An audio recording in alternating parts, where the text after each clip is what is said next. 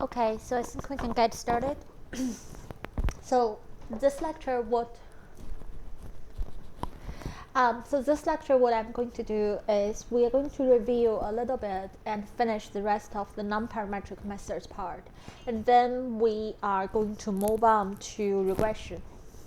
So non-parametric method.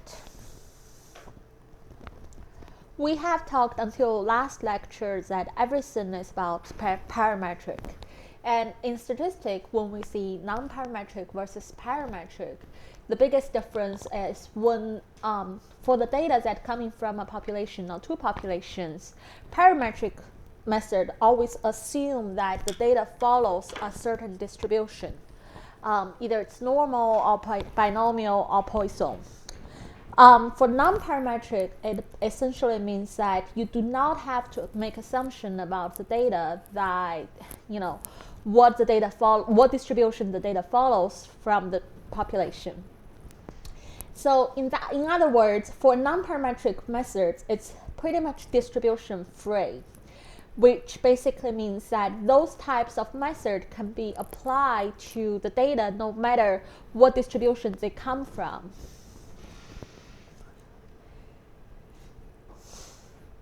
So if that is the definition, you understand that non-parametric method can be pretty much used for the situation that you do not have normality assumption valid.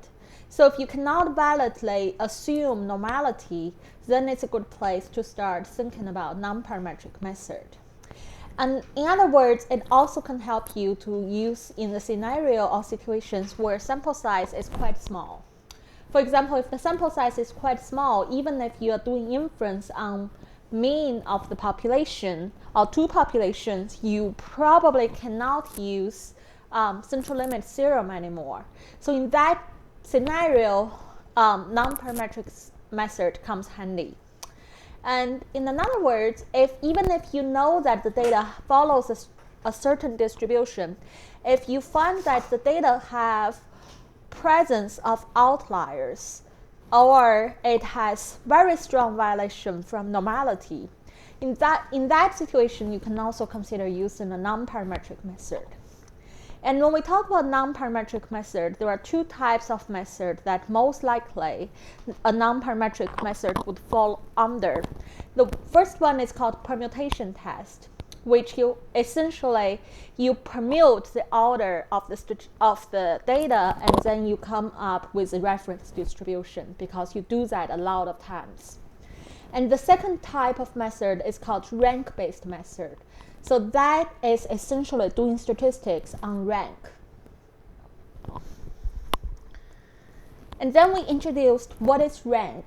Rank essentially is the order or a sorted order or position of a series of numbers. So for example, we introduced that if you have a series of observations, you can rank those from the smallest to the biggest, and then you can assign their rank according to their position. And we also introduced that practically when you have ties, how do you deal with ties to come up with ranks for the ties? And for rank-based test, we introduce two tests specifically. One is called Wilcoxon Signed Rank Test, and the other one is called Wilcoxon Rank Sum Test. The name of those two tests are very similar. Those are specifically used for the scenario which is parallel to what we introduced before. Supposing you have a scenario, you have one sample or one population, or you have samples from two correlated or paired populations. In that way, essentially you can reduce those to doing inference on the difference of the two paired populations. And here we introduce, this is called Wilcoxon Signed Rank Test. And another very, very unique usage of rank-based test is it can be used for ordinal data. And we introduced what is ordinal data. Essentially, the data can only be ordered but do not have specific values. So Wilcoxon Signed Rank Test. It's used for one sample or paired samples. And here is the procedures how to perform a Wilcoxon Signed Rank Test. Remember, you have paired X and you have paired Y. So in that way, X and Y are paired. And so you can get the difference of X minus Y.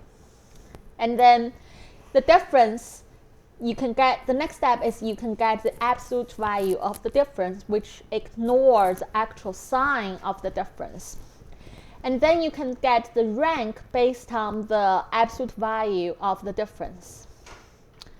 After that, you get the signed rank, which is take the rank of what you get based on the absolute value of the difference and assign a sign to this rank, and the sign is assigned based on the actual sign of the difference.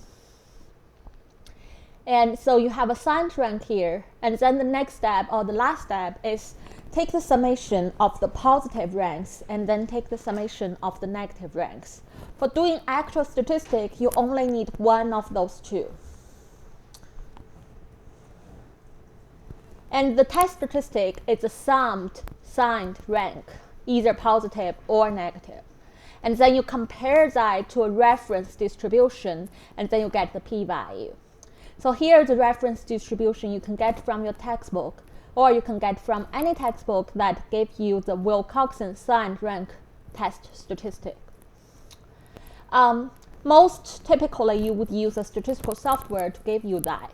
You can use R, you can use Python. In R, what you do is you call Wilcox.test. And because you want to perform a test for paired data, so you put pair equals to true, so that by default will use the Wilcoxon Signed Rank Test. So it gives you a p-value based on the signed rank. And also remember, for rank-based test, whether it's Wilcoxon Signed Rank Test or Wilcoxon Rank Sum Test, the null hypothesis is that the two populations have the same location. So the center location is the same between the two populations. That is because you are actually performing tests based on their median. The next part, which is called Wilcoxon Rank Sum Test. So this is a parallel that we introduced for two-sample t-test. One scenario that you need to use two-sample t-test, however, you do not have normality, or you do not have large enough sample size, or you only have ordinal data. In that way, you need to use Wilcoxon Rank Sum Test as a surrogate. So it's used for two independent samples or two independent populations. So it tests the equality of the population median between the two independent populations. So this is the null hypothesis, that the two independent populations have the same median value. The population does not need to be normally distributed, and then it can be used for small data, ordinal data, or data with outliers or skewed data. Wilcoxon Rank Sum Test is actually, it's a very commonly or typically quite popular test, because a lot of times when the sample size is too small, and a lot of times when you have outliers, Wilcoxon Rank Sum Test is more robust and more appropriate than two-sample t-test. And how do you perform a Wilcoxon Rank Sum Test? We illustrate that in an example. Suppose we have two factories, and in one factory you get 4 samples, and in another factory you get 5 samples. And then you are comparing that whether the median operating rates for the two factories are the same. And you want to test that at alpha equals 0.05. So this is example. You have sample size n equals 5, and you have another sample size n equals to 4. So in this scenario, you see, although the data might come from a normal distribution, but because the sample size is so small, So two-sample t-test probably is not going to be applicable here. And also you have two independent population, which is two independent factory. So this situation, we need to consider an alternative test for two-sample t-test. So Wilcoxon rank sum test would be a good choice here. So how do you perform a Wilcoxon rank sum test? Suppose this is the data that you have. You have factor A, which is this column. You have 5 samples right here. And then you have factor B, which is the second column right here. And you have 4 samples. How do you perform a Wilcoxon rank sum test? First of all, you combine all the data together from the first sample and from the second sample. So you pull the data together and you rank order those. So you have the smallest among all the 9 total observation is 71. And then you have 77, 82, which is a tie right here. And then you have 85, 88, 92, 94, 97. So you pull all the data together and you rank those. And the second procedure, or the second step, is to get rank. So you get, this is 71 would be corresponding to rank 1, and then rank 2. And whenever you have a tie, remember that is the average between the two positions. You have position 3 and position 4. So the average would be 3.5. That is a rank for each of the two values here. So 3.5, 3.5, and 5, 6, 7, 8, 9. So you got this rank column. So the next thing, what you want to do, from the name Wilcoxon rank sum, essentially you want to take the sum of the rank. And when you do this step, what you need to do is you take the sum of the rank of each sample, or of each of your category. So you have factor A, which is a blue color right here. So you take the sum of the rank that corresponding to factor A. So 1 plus 2 plus 3.5 plus 6 plus 8, right here, 20.5. And then you take the sum of the rank that according to factor B. So 3.5 plus 5 plus 7 plus 9, and you got 24.5. Okay, so from the actual number, you pull them, you get the rank, and then you divide them, and then you get the sum of the rank in each of the sample. So your number now is reduced to the rank of the sum of the rank, which is 20.5 versus 24.5. And then you got this two sum, and then you got N1 and N2. From this two sample size, you can actually go to a table and get the reference number of those two sum ranks. Because the intuition behind this is, suppose the two sample or the two population have about similar median. So what you are expecting to happen is the sum of the rank in the first sample should be very close to the sum of the rank of the second sample, because the sample would be balanced between the two categories. So in that way, these two rank sums should be very similar. So essentially, the difference, or how unbalanced these two number looks like, decide the number, the magnitude of your evidence to reject the null hypothesis. So that basically means that your reference distribution, or your reference number, or your critical value can get depends on the sample size in each of the group, and also depends on your alpha level. Yes?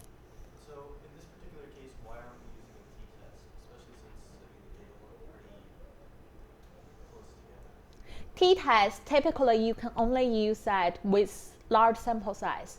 In this case, you have 5 versus 4, so the sample size is too small for t-test.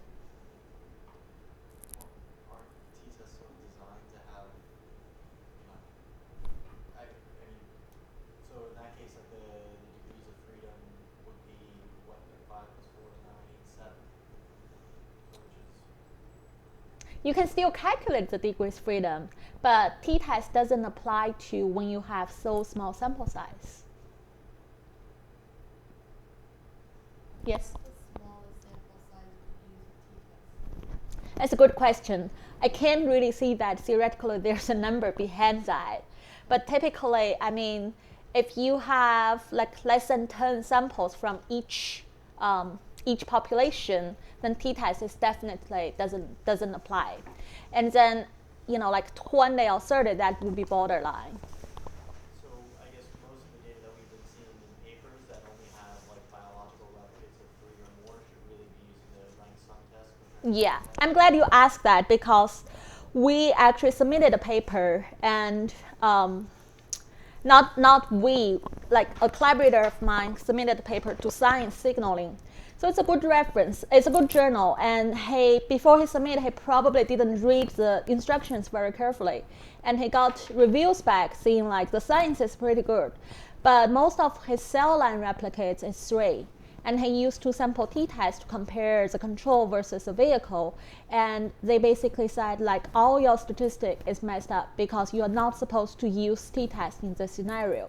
And then so this collaborator came to me saying like, what should I do? And my suggestion was, well, you have to change all your t-tests to Wilcoxon rank sum test because your sample size is really just too small for 2 sample t-tests.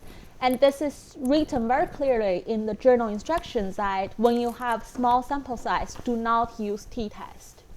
So I guess like you either use the rank sum test or you can assume the data are from a normal distribution. No, if you only have like 3 or 4 samples, you can't really make that assumption. How do you know that the data comes from a normal distribution?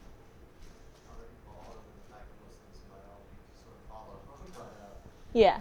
So, I mean, with 3 or 4, with less than 10 samples, you can't even plot. I mean, even if you plot a histogram, you can't really see what the distribution looks like.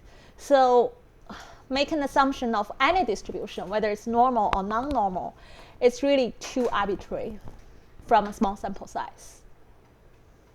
Yes?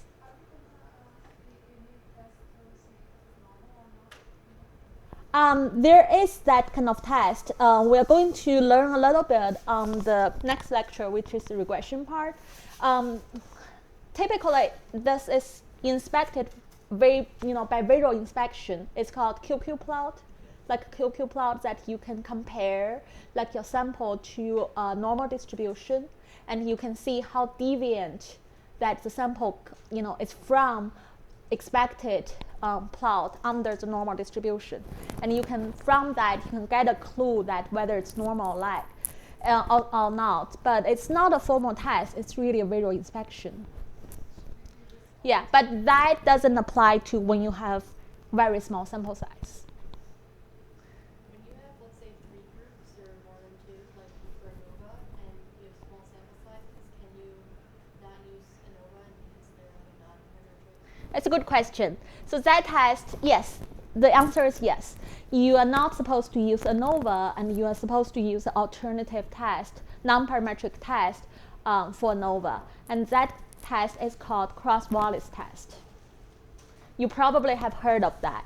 So cross-Wallis test it's actually fairly simple. We are not going to introduce in this course, but essentially cross-Wallis test is very similar to ANOVA.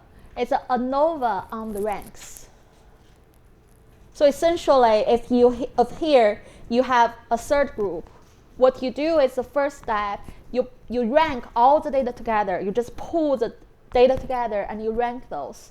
So then you have a parallel table with 3 groups, and this time now you do not have the actual data, but you have the rank in each of the group, and then you just perform ANOVA on the ranks. So cross-Wallis test is ANOVA on the rank. But that is a parallel, or that is an alternative for ANOVA situation when you have non-normal distribution or when you have the sample size is just too small. Ross, you have a question? Yeah. The last 3 lines, you mean?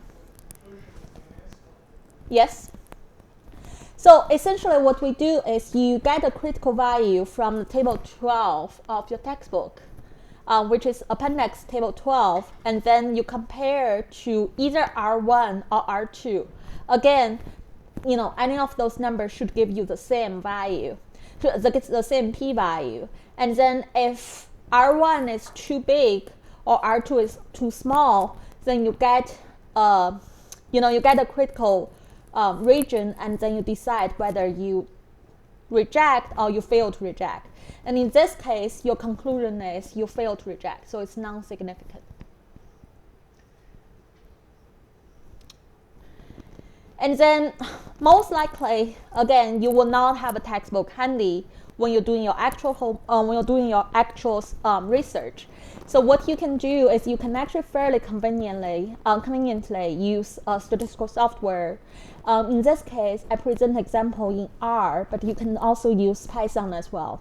So suppose you have A vector, which is the 5 samples in factor A, and B vector, which is the 4 sample from factor B. And then what you can do is Wilcoxon.test. So this is actually the same function like before. However, the difference is here you put paired equals to false, or F. So by putting this paired equals to F, R automatically, by default, it uses Wilcoxon rank sum test. And it gives you a p-value 0.3252, which is the same conclusion like what you would get from the table.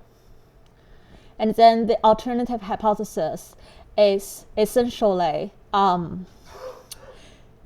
you fail to reject the null hypothesis, and the alternative hypothesis here is the true location shift is not equal to 0.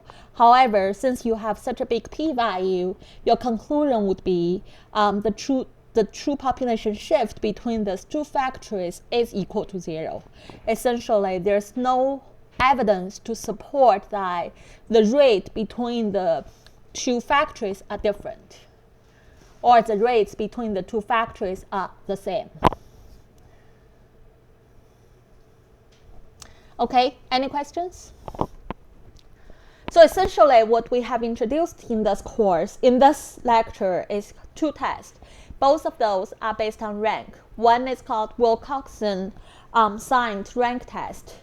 And Wilcoxon Signed Rank Test is used for 1 sample or paired 2 sample situation. And Wilcoxon Rank Sum Test is used for 2 independent sample comparison. And both of those samples have the application that either the sample size is too small or the underlying distribution is too deviant from normal distribution. Okay.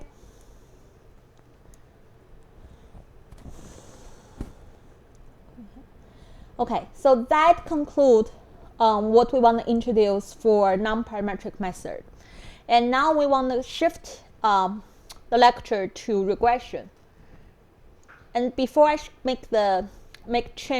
move on to regression, any questions on non-parametric method or categorical data analysis? Okay.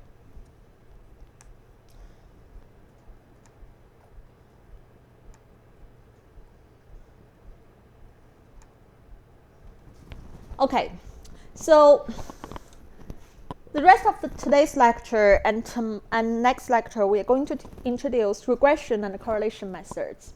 So regression and correlation methods are very commonly used, but it's actually very different from, the purpose is very different from what we introduced until today. Because what we have introduced, whether it's non-parametric or parametric, whether it's categorical or continuous data, what we have introduced essentially, we are doing inference on either 1 population or 2 population or 3 population in terms of their difference, like whether their mean are different or whether their median different, or whether except the categorical data where the 2 categorical variables are independent or not. Here, essentially, we are talking about correlation, we're not comparing the difference between populations. We're really talking about how correlated or how related the two populations is. So this is called regression. This is kind of parallel to what we introduced for categorical data. But remember, for categorical data, you have the row and you have the column in the contingency table, and both of those should be categorical data. But what if you have two continuous data? You want to look at whether how correlated they are, and that you should use a tool called regression or correlation. So what are we going to learn in this lecture? We're going to first of all introduce you what is a linear regression. And for that, we're going to tell you how to use regression analysis to predict value of a dependent variable based on independent variable. And then also we are going to explain what is the two regression coefficients. And the next topic we're going to see is the inference of regression models.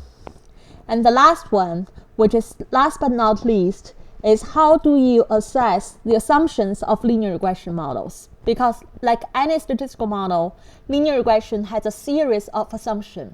So we are going to use those, we're going to learn some tools that enables you to evaluate those assumptions and know what to do when those assumptions are violated. So those are the three learning objectives when we would like you to learn at the end of these two lectures. So first of all, introduction to linear regression. Okay, so we would like to give you an example, and this example is actually fairly straightforward. This is essentially the question is, how do children grow? Suppose we have 161 children in a sample that we obtained from Kalama, and this is a small village. And for each child, what we did is we take the record of their age in the unit of months, and then we take their height in the unit of centimeters. And the question essentially is there any relationship between the children's age and the children's height? And if there's a relationship, what does this relationship look like? Is it linear?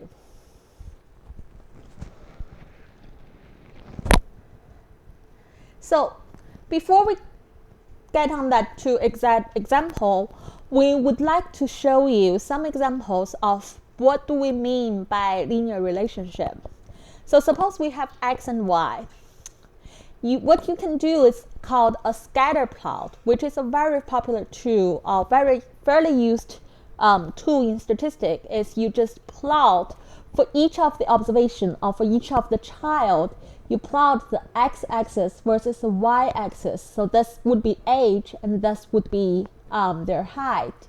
And then you get this correlation plot or scatter plot that tells you the relationship between x and y. And in these examples, what we show here, this part and this part, the two left-hand side panels, shows you a very strong linear relationship between x and y. However, if you look at the relationship on the right-hand side, those are not linear. Those is called curvilinear relationship, which basically means that y is not a linear relationship of x. But even if y is in a linear relationship with x, there are several different magnitude of how linear it is. So suppose we have this part, the left-hand side, and compared to the right-hand side, you can essentially see that the left-hand side, you have very strong relationship between x and y. However, in the right-hand side, the relationship is weaker. So in the next couple of slides, we are going to show you how exactly do we define what is strong and what is weak. And most likely, or a lot of situations, you have this scenario where y, the position of y, it's really random depending on, with respect to where the x is. Essentially, whether x is small or x is big, it really doesn't impact the value of y at all. So essentially, there is this flat relationship between y and x. So in this case, we call this is no relationship. When there's no relationship, it could be like quite noisy. It also could be quite tightly clustered around this horizontal line. But both of these two scenarios shows you that there's no relationship between x and y. Okay, so after we have seen that in the scatter plot, the next thing we want to show you is how do you statistically or mathematically freeze that into a formula, and how do you formally test those relationships. And this is called simple linear regression. So what is a simple linear regression?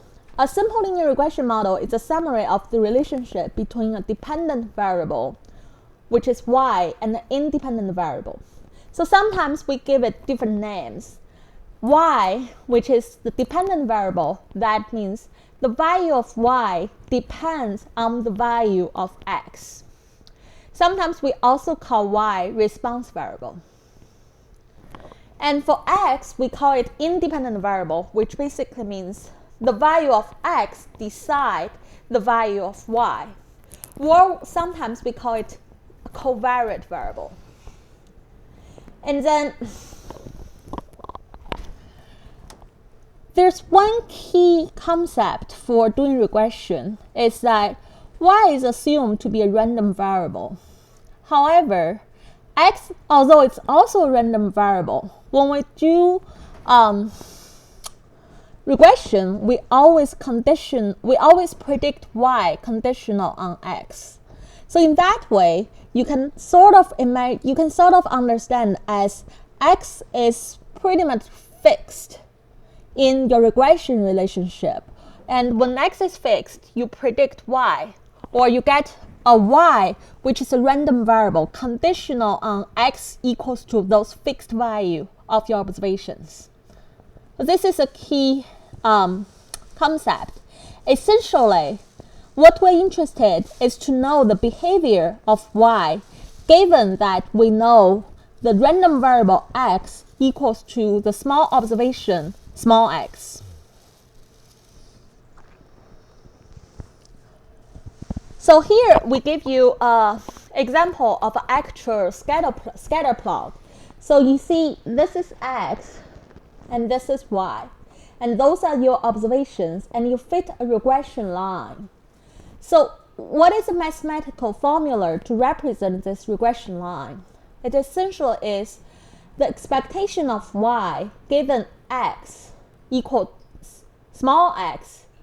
We can use mu of y conditional on x equals to beta 0 plus beta 1 times x. So this gives you the definition of simple linear regression. Essentially, it is defined by two components, beta 0 and beta 1. And there's always this linear addition between beta 0 and beta 1 times x that predict the expectation of y given x. So what is beta 0?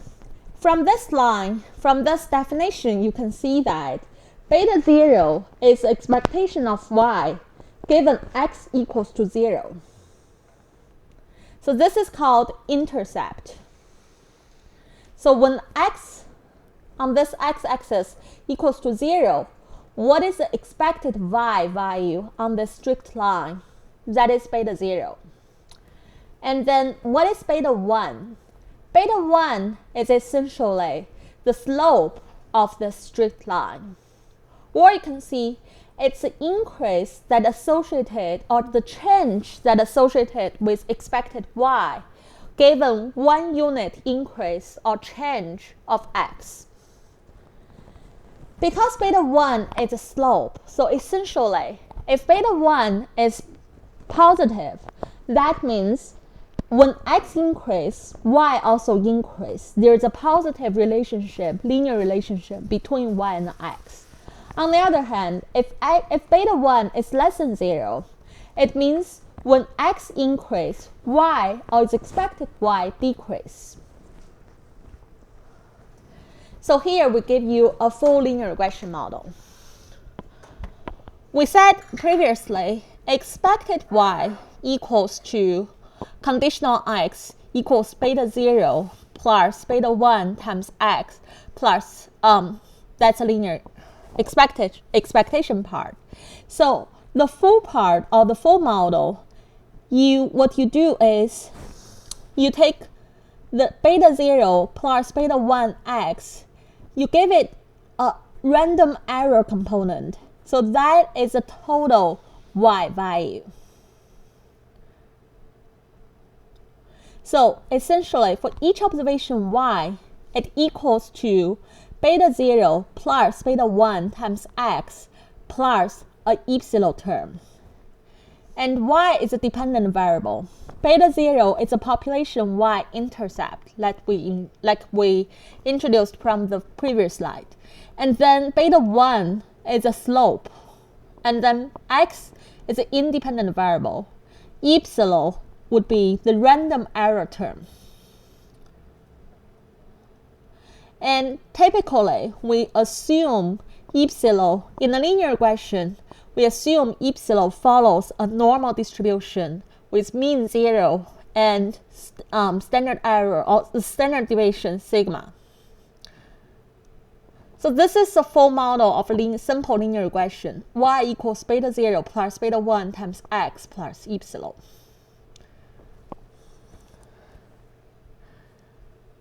And there are 4 assumptions that when you use this model to predict y, there are those 4 assumptions. The first assumption is normality. Essentially, the outcome of y is assumed to be normal distributed random variable with mean beta 0 plus beta 1x and variance sigma square. And the next assumption is called equivariance, or this longer name right here. So that means sigma 0 should be the same for all of x. So sigma 0 is independent of x value. And the next part is this error term has mean 0 and also independent error term. And the last part is the expected value of y is linear in terms of x. So expectation of y given x is beta 0 plus beta 1x. So those are the 4 assumptions for a simple linear regression: normality, equivariance, independent error, and linear relationship. In the last section of today's lecture, or Thursday's lecture, we're going to summarize that into 4 letters, which is called line, L-I-N-E. L stands for linear relationship, I stands for independence, N stands for normality, and E stands for the equivariance. And we are going to teach you some tools of how to assess each of the assumptions individually. But remember, those are the 4 assumptions. So going back to that scatter plot example, when we said before previously about what is a strong linear relationship and what is a weak linear relationship, essentially now you should understand that we're talking about in terms of strong and weak. There's a very convenient metric to quantify that, and that is sigma. Because when the linear relationship is strong, it means that there is very small variance of y around the predicted expectation of y given each x. So that means this band is very narrow. The sigma square is very small compared to the deviation from this strict line. So this is called a small sigma square, and that constitutes a strong relationship, both of these two plots. And then when sigma square is big, that means there's quite a large variance of each observation of y from the predicted line expectation value. So in that case, there's a weak correlation, a weak linear relationship between y and x, and that is quantified by this big sigma. So in other words, when you make inference about how strong or how weak a linear relationship is, essentially you are comparing the sigma square to the total variation. And also when you make inference about what we introduced before, when the scenario when there is no relationship, no linear relationship between y and x, in that situation, it essentially this can be quantified by beta 1.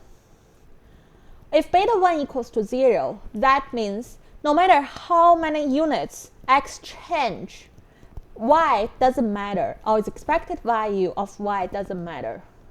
So in that way, beta 1 equals to 0, and y does not have any relationship with x. Mathematically, you can also understand that when beta 1 equals to 0, this fitted line has a slope of 0. So in that way, you can see that there is no relationship between y and x. And the example above just shows you when beta 1 equals to 0 and have big sigma square. And this one is beta 1 equals to 0 and with a smaller sigma square.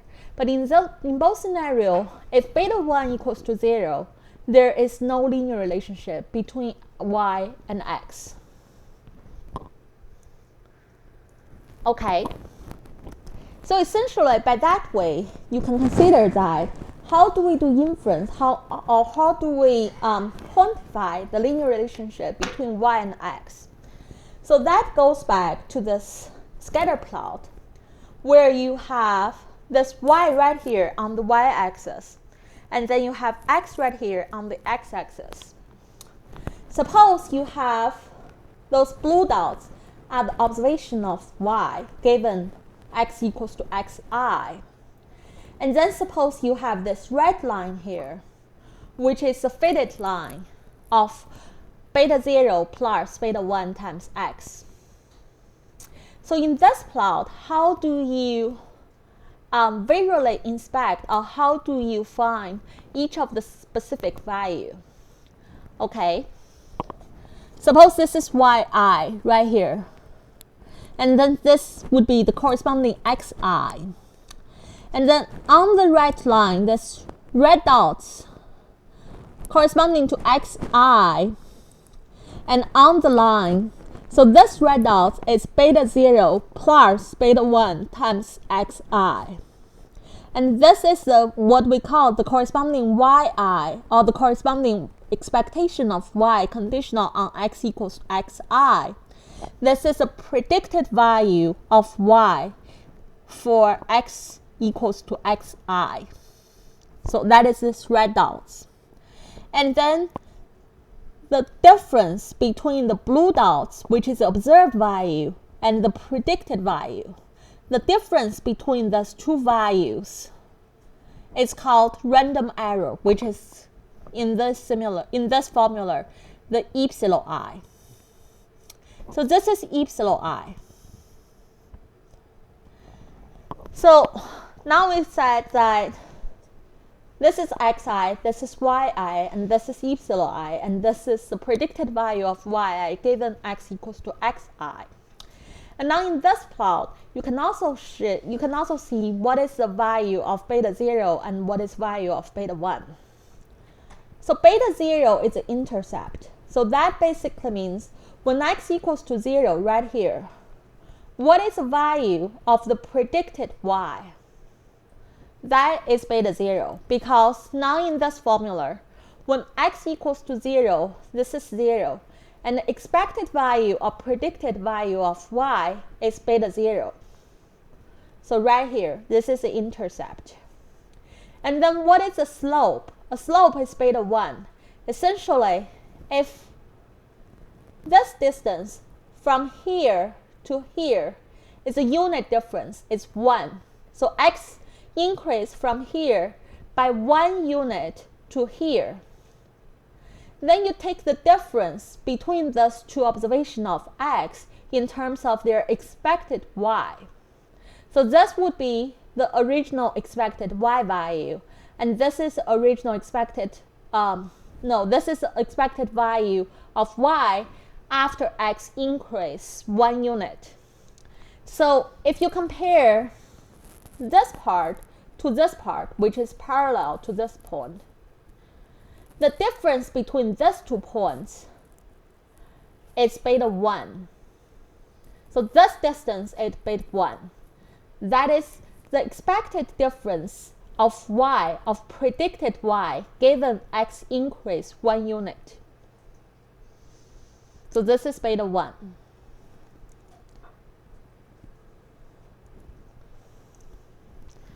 So after we introduce the basic component of regression analysis, the regression linear relationship, the next thing that we are going to talk about is regression analysis.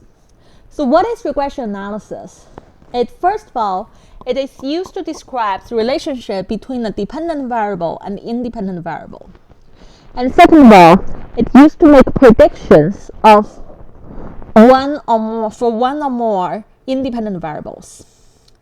And then the third component is to explain the impact of change in the independent variable on the dependent variable. And the last part is to estimate and test and do inference on the unknown parameters of the model based on the data. So, the first part, how do we estimate the population regression line? So we estimate that from the sample. If yi, going back to that full model, if yi equals beta 0 plus beta 1 times xi plus epsilon I, and epsilon I is assumed to be normal, 0, and sigma squared distributed. How do you make the prediction? How do you estimate beta 0 hat and beta 1 hat? So suppose you have an estimate which we put a hat on the actual value of the parameter. So this is beta 0 hat and this is beta 1 hat.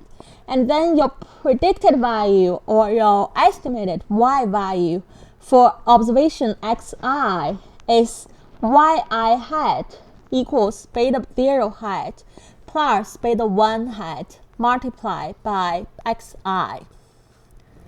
So the typical method that's used to estimate beta 0 hat and beta 1 hat is called least squares method. So why do we call it least square method?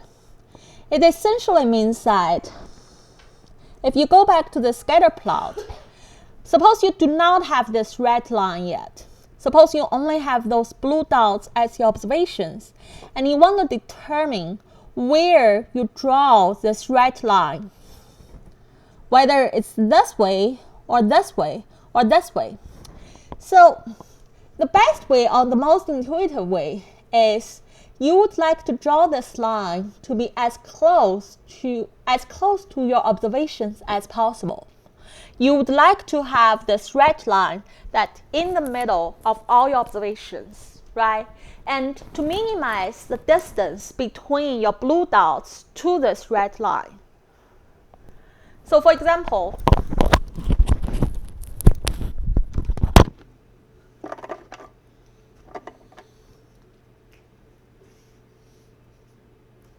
suppose you have,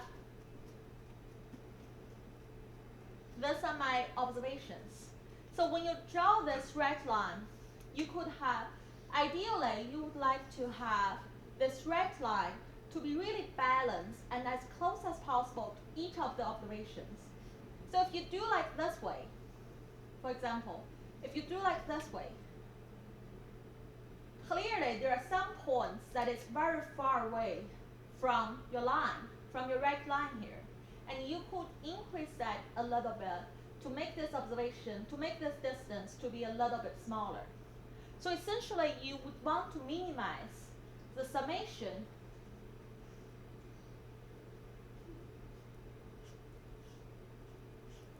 So suppose each of the observation is right here, and the predicted value is right here on this red line.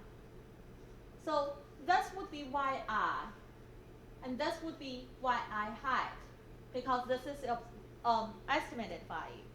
So essentially, what you would like to do is to minimize the total of the distance between yi and yi hat. So this is the total, this is the overall task. And how do you express a distance? As now you should know that in statistics, we typically use squared distance to eliminate whether it's positive or negative. So squared distance, that really gives you the magnitude of each distance right here, right? And because you want to do that, considering all the data points that you have, so in statistics, we typically take the summation. And this summation is I from 1 to n, which is for all your observation right in this plots. So this formula, yi minus yi hat, and take the square, which is square distance, and sum of square distance. This one is called, typically it's called your score function or your objective function. And you can also see that in the linear regression,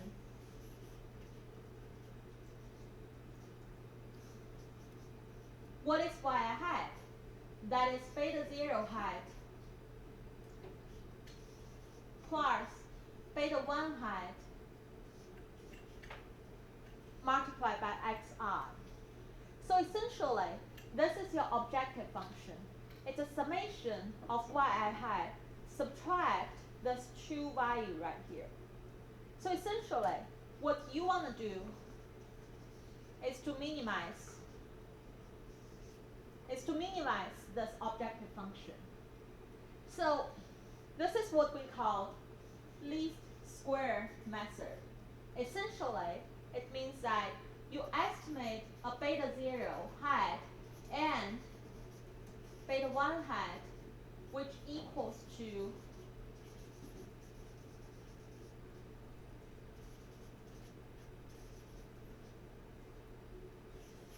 the value that allows you to achieve the smallest sum of square, or the smallest objective function. Essentially, you have a beta 0 hat and beta 1 hat. Once you plug in here, it gives you the smallest S value. Does that make sense? Yes? Since the distance from the line to the point is epsilon, how does epsilon relate to this equation? Yes. Yes. So S also equals to essentially epsilon I squared, right? Because this part is epsilon I, right? So yi subtract this line right here, it should be epsilon I. So the sum of S squared or epsilon squared. So Yeah. For each data point, there's an epsilon, and then we take the square of that one point and then sum of all. Exactly. Yeah. So you can also see that, you can also understand that beta 0 hat and beta 1 hat, those two particular estimated value are the value that minimize the summation of epsilon squared. So under those two values, the summation of epsilon I squared is actually the minimum value that you can achieve. good point.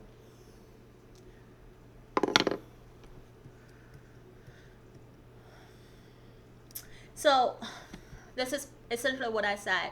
You find the beta 0 hat and beta 1 hat to minimize the sum of square distance. And in mathematics, typically you take the first derivative of s with respect to beta 0 and then with respect to beta 1, and you set this to 0, and that should give you the minimum point. So this is a little bit mathematics.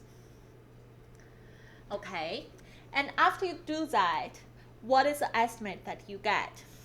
So the least squares equations gave you, by this method, it gives you that the beta hat 1 that gives you the minimum of s equals to Lxy divided by Lxx. So what do we mean by Lxy and Lxx? Lxy is sigma of x subtract x bar multiplied by y subtract y bar. And Lxx is the sigma of x subtract x bar squared. And you can take some additional algebra, and it gives you this formula. And beta 0 hat equals to y bar subtract. After you estimate beta 1 hat, you plug in this formula and you get beta 0 hat. So these two formula of beta 1 hat and beta 0 hat are called the estimated regression coefficients. That it is estimated from minimize the squares, the sum of squares.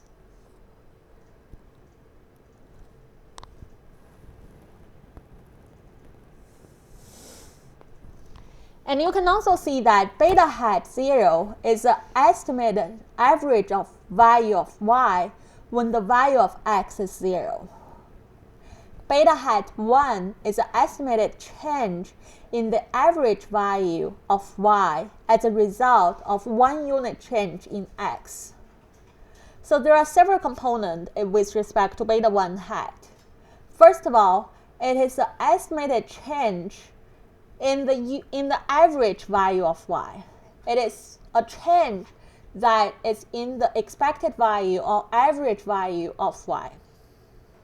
And then it is as a result of 1 unit change in x.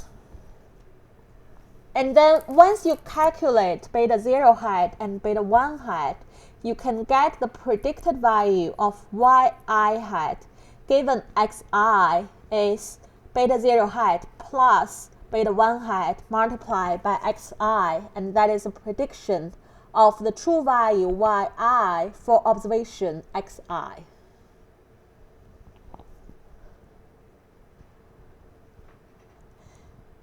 And so the next step, after we learn how do you estimate beta 0 hat and beta 1 hat, the next step is we want to do some inference. And what is inference? So here, before we introduce how do you do inference, we want to introduce you the concept of correlation. Because until this step, you actually have very naturally learned every component of a correlation. So let's come back again to the decomposition of total sum of squares. So we encountered this when we talk about analysis of variance. So remember, when we talk about analysis variance, the whole idea is we want to analyze or decompose the total source of variation or the total sum of squares in terms of the summation of two components or two sources. One source is the between group sum of square, and the other source is the within group sum of square. Right? That is the whole idea of analysis variance. And here we're actually going to do exactly the same, but the only difference is now we don't have groups. What do we have now? We have the strict line, we have the regression. So we're going to do exactly the same trick, but at this time we're going to do the total sum of square equals regression sum of square plus residual sum of square. So remember what we did for analysis of variance is very nice decomposition of different terms. So here we actually saved those steps, but essentially we are going to do the same thing. Remember that on the mean level or on the observational level, what we are going to do is for each observation, we're going to make that into the mean or the grand mean plus yi minus yi height, and then plus yi height minus y bar. So this is exactly what we did as before. On the mean level, it's only the trick of mathematics. This is yi and this is yi. So we plus a y bar and we subtract a y bar. We plus a yi hat and we subtract a yi hat. So those two should always equal. That is because we did nothing fancy, but just to plus and subtract something, right? So this is on the mean level. And then on the variance or on the sum of square, what do? You get, so remember you put this one into this side of the equation. So what you get is yi minus y bar, this part,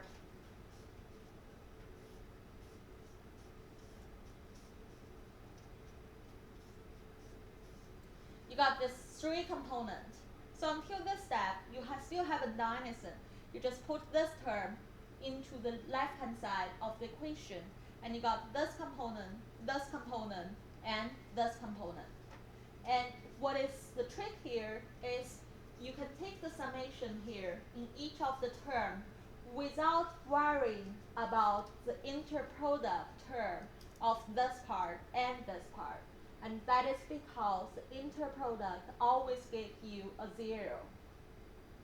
So on the mean level, you have this decomposition, and on the sum of square, you also have this decomposition.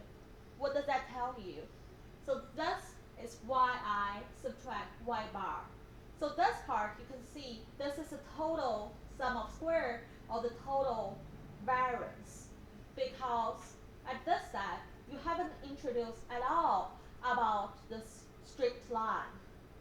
So this is the total sum of square. And then you got this part. So this is yi subtract yi hat.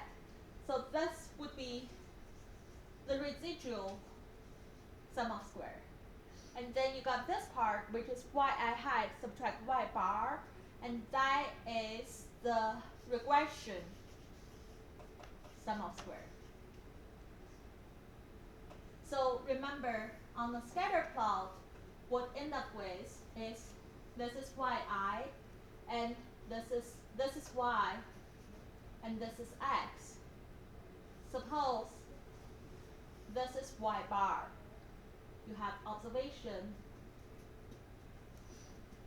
that is like this. So you have y bar, which is in the middle of y, right? And then you have this faded line, which is y hat. So this is regression faded line, and this is the grand mean, right? So if you think about it, now what we did is for each of the observation here. So suppose this is yi. So for each of the observation here, there are two distances. One is from yi to, one is here, right here. So from yi to yi hat. So this part, this red dots right here, that is yi hat, and this is yi. So you got this distance right here, right? And then you also got from, so this part would be the residual sum of square, because this is between your individual observation to the fitted line. And then you also got yi hat to y bar, so which is this part right here.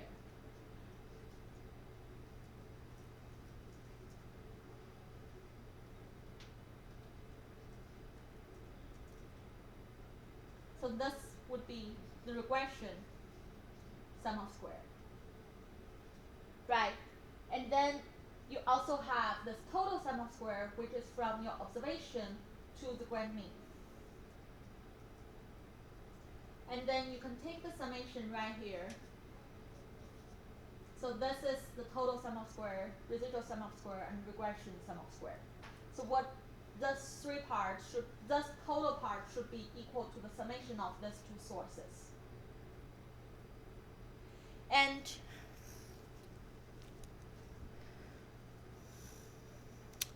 so we have here the total variation is made of two parts.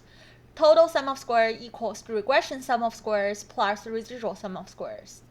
And what you want to do is, from this plot, you can see that if you have a dot here, and this is the total sum of squares, and this is the residual sum of square, and this is the regression sum of square, and this total should be equal to the summation of these two. And what you want to do is, remember, you want to compare this fitted line, whether its slope equals to 0 or not. So essentially you want to see that this line is very different from, or very different from this grand mean. Because if it's a grand mean, that essentially means this grand mean has absolutely no change, depends on xi. So if this line is closer to the grand mean, to this y bar, so if this y hat bar is closer to the y bar line, that essentially means that the relationship between y and x is essentially no relationship. If it's quite far, like if it's like this, then it means the relationship has some linear relationship between y and x. So essentially what you want to do is you want to compare this regression sum of squares in terms of the residual sum of squares, or in terms of the total sum of squares, because we would expect that the regression sum squares take a big proportion or dominate the residual sum of squares, that the total sum squares is more likely to be the regression sum of squares compared to the residual sum of squares. In other words, you would like to be in a scenario that if this is a y bar, like there, and this is a y hat, and for this observation, you have this distance and this distance. You would like this distance to be as big as possible, and this distance to be smaller. So the total distance is dominated by this part. However, if you compare it to another scenario where this is a y bar and this part is a y hat, so for each individual, you have, this would be the regression sum of square, and this would be the residual sum of square, and this is the total sum of square. So this part is really small in the proportion, in the total proportion of the total sum of square. In that way, this line is closer and closer to the grand mean line. And if it's close enough to this grand mean, that means there's no relationship between y and x, because no matter how big or how small x is, it doesn't impact y. But in this situation, because it's so far away from the grand mean line, so that means there is a strong relationship between y and x. And this relationship is linear because when x increases by a certain unit, the expected y always increases by a certain unit as well. So this is the whole rationale of doing inference. So it's essentially testing what is the proportion of this part in the total sum of square.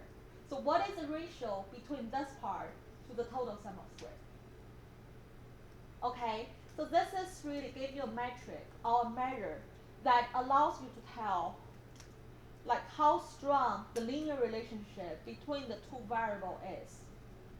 And because this is so important, we actually give it a specific name of this proportion, of this ratio. So this is called R squared. So R squared is really the regression sum of square over the total sum of square.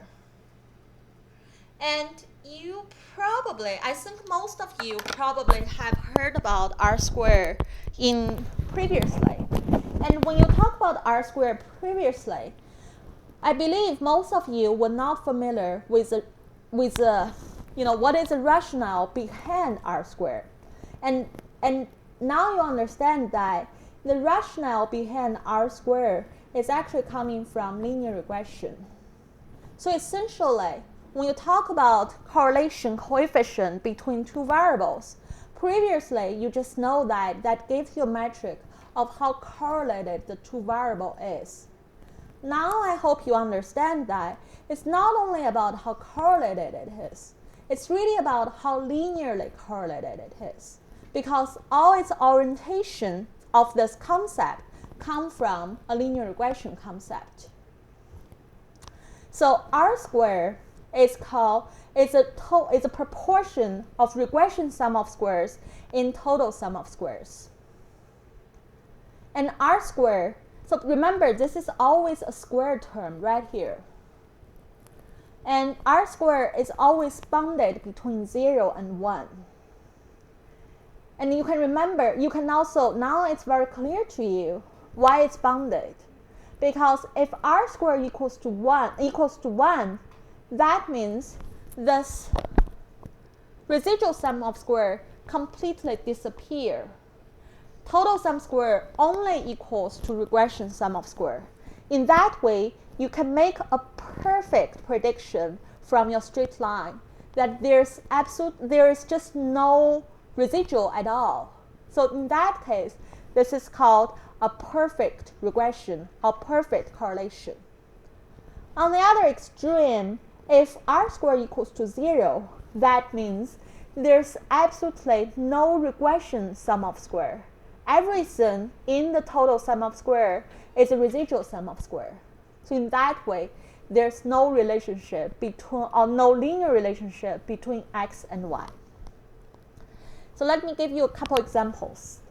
So the first example we give you is when R squared equals to 1, what does that say about x and y? It basically means y is a linear function of x. Y only has a component of beta 0 plus beta 1 x. It doesn't have that component of epsilon I. So all the observations fall under this straight line. This is the only scenario that can give you a R squared equals to 1. And you can also have R squared equals to -1, which essentially means it's a straight line with slope which is a negative value. So in mathematics, it means like 100% of the variation of y is explained by the variation in x. Okay? And then you can also see when R squared is somewhere between 0 and y, it means that there is a linear correlation between y and x. It's not perfect, but there is some variation. And also I want to go back to this formula. It essentially, sometimes people tells you what is R squared. And R squared, a lot of times people would say R squared is a proportion of what among the total variation of y, what is a percentage of the variation that is explained by x? So this is a very common intuitive definition of R-squared. And now I hope you can understand this definition better, because when we see among the total variation of y, we are talking about the denominator, which is the total sum of square. And then what is the proportion of that variation that is explained by x? That exactly means the regression sum of square. Because this regression is a part of y that can be explained by x or predicted by x. So here you can see that if R-squared is somewhere between 0 and y and 1, it basically means that there is some but not all of the variation in y can be explained by x. So essentially it means that the regression sum of square only takes a proportion of the total sum of square. There is still associated residual sum of square. Okay, so this plot gives you what is a plot of R-squared equals to 0. So essentially you can see that is a scenario where this faded line is closer and closer until it merges completely with the grand mean line. So in that way, there's no linear relationship between y and x. No matter what unit x increase, y just doesn't increase or decrease at all. So the value of y does not depend on x, or does not linearly depend on x. And so we talked about R-squared, and we told you that is a correlation coefficient. But there's another concept that you have used that very often in your research, and that is called Pearson correlation coefficient. So Pearson correlation coefficient is a value, a metric that evaluates the correlation between two continuous variables. And now basically you can understand that Pearson correlation coefficient is the squared root of R-squared. Okay? And it's a matter of correlation between two variables. And now you can further understand that Pearson correlation coefficient is also a matter of linear correlation or linear relationship between two variables. And previously, before you started linear regression, you probably all know that Pearson correlation coefficient equals to the covariance between the two variables divided by the square root of the product of the two variants. So this is a concept that we learned if you do not know the linear regression. Now you actually know that Pearson correlation coefficient, in addition to this definition, it is also the square root of R-squared. And R-squared is exactly the ratio of, or the proportion of the regression sum of square over the total sum of square. And from this formula, you can see this is the numerator is Lxy and the denominator is Lxx, and multiply by Lyy and take the square root. So remember previously we talked about beta hat 1. Beta hat 1 is this term over the square root of Lxx. So essentially you can find that beta hat 1 is actually a formula, has a relationship with Pearson correlation coefficient. Beta hat 1 equals R times the standard deviation of y over the standard deviation of x.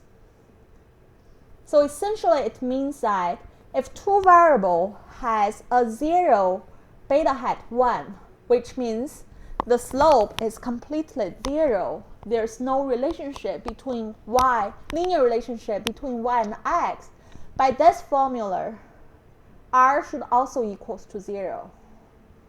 So in that way, basically you mean you understand that Pearson correlation coefficient would be 0 if beta hat 1, if you estimate beta hat 1 and beta hat 1 is 0.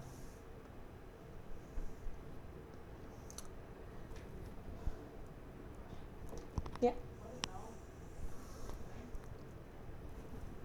L?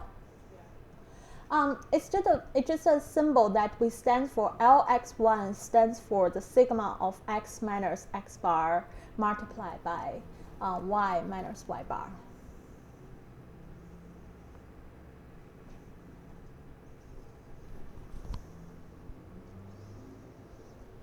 So in this scatter plot, we're trying to give you some example that, what does those different Pearson correlation coefficient looks like, and that how that translates into scatter plot. So this one gives you r equals 0.7, and then you have, this is y and this is x. Pretty much it's kind of similar, it's kind of linear. So when r equals to 0.7, you can very quickly calculate that r squared equals 0.49. So that means 49% of the total variation of y is explained by x. And this is 0.4. You can see there's more variation of each observation of y around the fitted line of x regress on y, y regress on x. So it's more spread. And when r equals to 0.4, r squared equals to 0.16. So that means 16 of the variation of y is explained by x. And then this one is 0. Essentially, this one means that if you fit a straight line between y and x, it would have a slope of 0.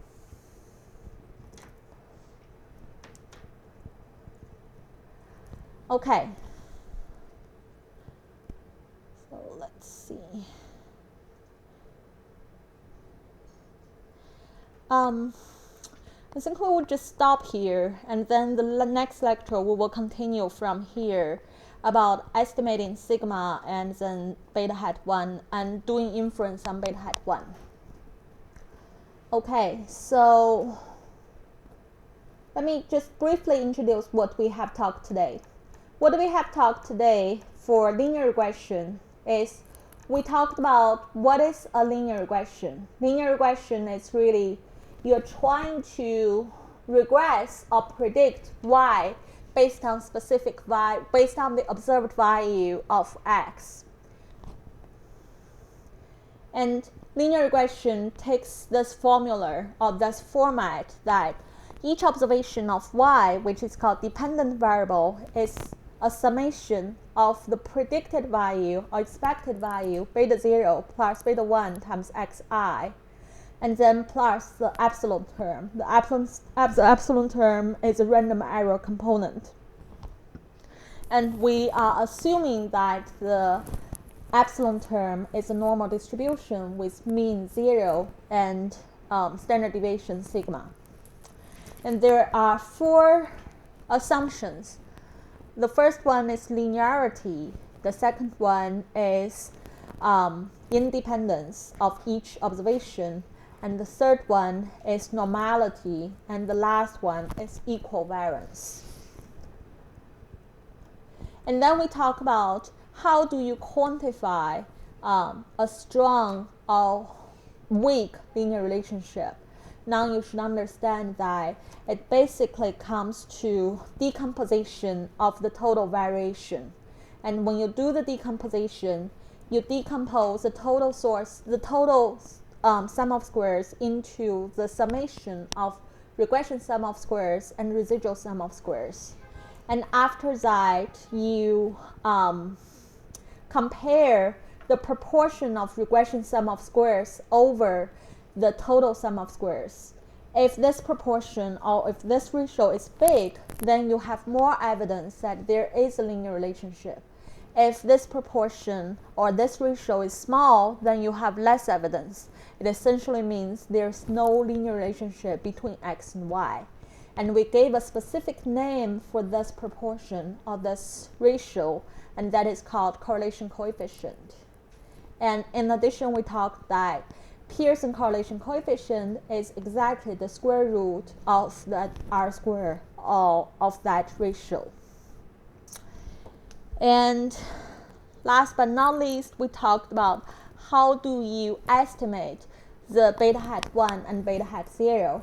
And that is essentially you need to use this objective function, which is the total summation of yi subtract yi hat. And you want to have a beta hat 0 estimate and beta hat 1 estimate that can minimize those two, that objective function. So the learning objective, or what you need to do in homework for this linear regression, is you need to know how do you plot a scatter plot. And then based from there, you need to know how do you estimate beta 0 hat and beta 1 hat. And then you also need to know how do you test whether there is a linear relationship between x and y. And then you also need to know how do you estimate, given any value of x, well, how do you estimate the expected y hat. And so for the next lecture, we are going to talk about how do you make inference of beta 1 hat. And then we're going to talk about how do you, so this is the inference of beta 1 hat. And then last, we're going to talk about how do you assess those 4 assumptions of linear regression. You basically want to assess that whether any of those assumptions hold or valid. Okay, that's it for today. Thank you.